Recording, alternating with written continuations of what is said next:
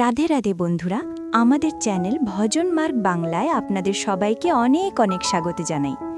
বন্ধুরা, এ জগতে প্রতিটি মানুষই টাকা উপার্জনের জন্য দিন রাত অনেক পরিশ্রম করে, কিন্তু অনেক সময় দেখা যায় হাড় ভাঙা খাটুনি খাটার পরেও যতটা টাকা তাদের পাওয়া উচিত, দুর্ভাগ্যবশত তারা সেই টাকাটা কিছুতেই পায় না, বা হাতে পেয়েও হাতে থাকে না।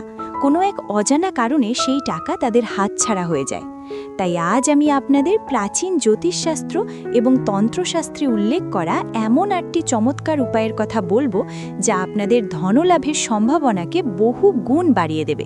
তবে হ্যাঁ, এই উপায়গুলো সম্পর্কে জানার আগে একটা কথা আপনাদের খুব ভালো করে মাথায় রাখতে হবে। সেটা হলো, এই যে উপায় বা টোটকাগুলোর কথা আমি আজ আপনাদের বলবো, এগুলো শোনার পর আপনি যদি ভাবেন যে ঘরে চুপচাপ হাত গুটিয়ে বসে থাকবেন আর শুধু এই টোটকাগুলো করলেই আকাশ থেকে টাকা ঝরে পড়বে, তাহলে কিন্তু আপনি সম্পূর্ণ ভুল ভাবছেন। কোনোভাবেই কিন্তু তখন আপনার কাছে টাকা পয়সা আসবে না। তার জন্য আপনাকে অবশ্যই নিজেকে ঠিক রাখতে হবে, সৎ পথে চলতে হবে এবং নিজের কাজটা খুব কষ্ট করে মন দিয়ে করে যেতে হবে। আর এর পাশাপাশি সব সময় মনের মধ্যে ভগবানের নাম জপ করতে হবে। আপনি যে কাজই করুন না কেন, ঠোঁটে যেন সর্বদা ভগবানের নাম থাকে। এই কঠোর পরিশ্রম এবং ভগবানের নাম জপের সাথে সাথে আজ যে 8টি উপায়ের কথা আমি বলবো, এই 8টি উপায় যদি ফলো করতে পারো, বা এই 8টি উপায়ের মধ্যে যদি কয়েকটা উপায়ও ফলো করতে পারো, তাহলেই কিন্তু কাজ হবে। তখন দেখবেন খুব দ্রুত আপনাদের কাছে টাকা পয়সা জমতে শুরু করবে এবং আপনাদের ভাগ্য বদলে যাবে। তাহলে চলুন আর দেরি না করে জেনে নিই সেই উপায়গুলো। তো সবার প্রথম উপায় হলো দেবী লক্ষ্মীর ছবি বা মূর্তিতে কেশরের তিলক লাগানো। তবে এটা যেমন তেমন করে করলে হবে না।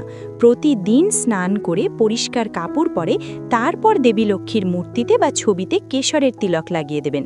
এটি প্রতিদিন পূর্ণ বিশ্বাসের সাথে করতে হবে, কারণ কেশর মা লক্ষ্মীর অত্যন্ত প্রিয় একটি জিনিস।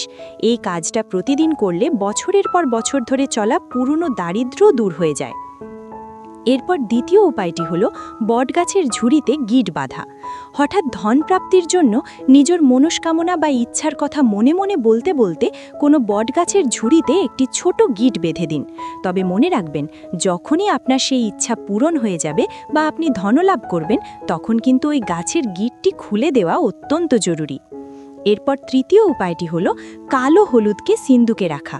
একটুখানি কালো হলুদকে সিঁদুর ও ধূপ দেখিয়ে একটি পরিষ্কার কাপড়ে মুড়িয়ে আপনার সিন্দুক বা টাকা রাখার জায়গায় রেখে দিন।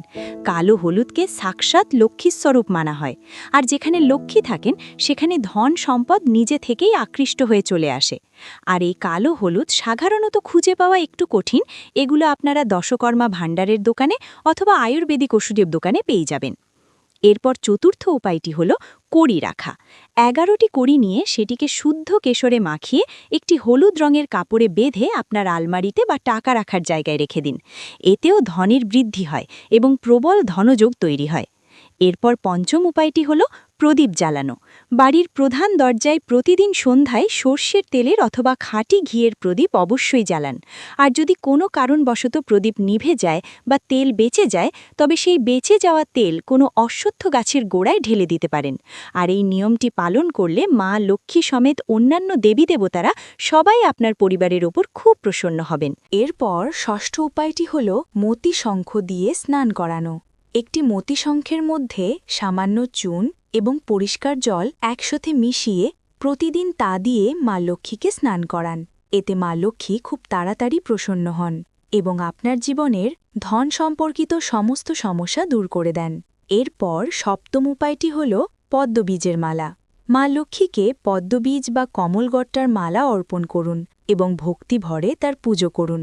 মা লক্ষ্মী পদ্মফুলের ওপরই বাস করেন এবং এই পদ্মবীজ তার খুব প্রিয়। এটি করলে জীবনে দ্রুত ধনপ্রাপ্তির যোগ তৈরি হয়। এরপর অষ্টম উপায়টি হল শ্রীযন্ত্র ধারণ। অনেক পরিশ্রম করার পরও যদি ধন না পান, তবে একটি শ্রীযন্ত্র নিজের পার্স বা মানি ব্যাগে সবসময় নিয়ে ঘুরুন। আর যারা খুব দরিদ্র, তারা একটি ছোট শ্রীযন্ত্র এনে গলায় ধারণ করতে পারেন। তবে শ্রীযন্ত্র ধারণ করার আগে তাতে একটু গঙ্গাজল, গোমূত্রের ছিটে, কুমকুম ও কেশরের তিলক অবশ্যই লাগিয়ে নেবেন। আর শ্রীযন্ত্র খুব অল্প টাকায় কিনতে হলে আমি এই ভিডিওর স্ক্রিনের বাম দিকে লিঙ্ক দিয়ে রাখলাম, বা ডেসক্রিপশনের নিচের দিকে লিঙ্ক দেওয়া থাকলেও সেখান থেকে কিনতে পারেন। আর এই 8টি উপায় যদি আপনারা মেনে চলতে পারেন বা এর মধ্যে থেকে কয়েকটাও যদি সঠিক নিয়মে পালন করতে পারেন তাহলে কর্ম আর ভক্তির জোরে আপনার জীবনে অবশ্যই সফলতা আসবে। আজকের এই ভিডিওটি এখানেই শেষ করছি। ভিডিওটি ভালো লাগলে লাইক করবেন এবং প্রিয়জনদের সাথে শেয়ার করবেন।